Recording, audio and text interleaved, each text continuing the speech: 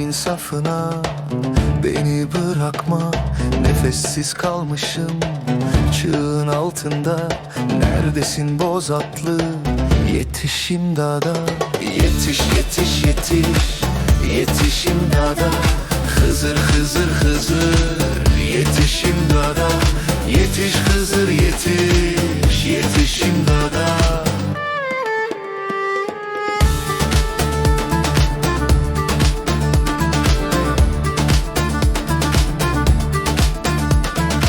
Öyle bir kapana kısıldım kaldım. Yetiş Hızır yetiş, nerede kaldın? Zalimin elinde kaldı nefesim. Yetiş Hızır yetiş, elinde kaldın. Yetiş Hızır yetiş, nerede kaldın?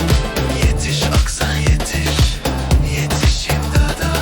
Yetiş yetiş yetiş, yetiş imdada. Hızır Hızır Hızır, yetiş imdada. Yetiş Hızır yetiş, yetiş imdada.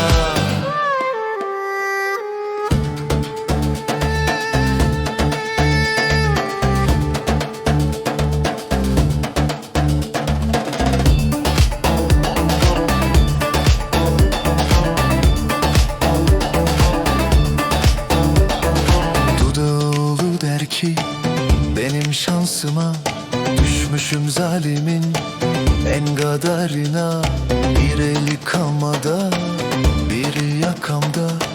Yetiş aksakallı, yetiş imdada. Yetiş yetiş yetiş,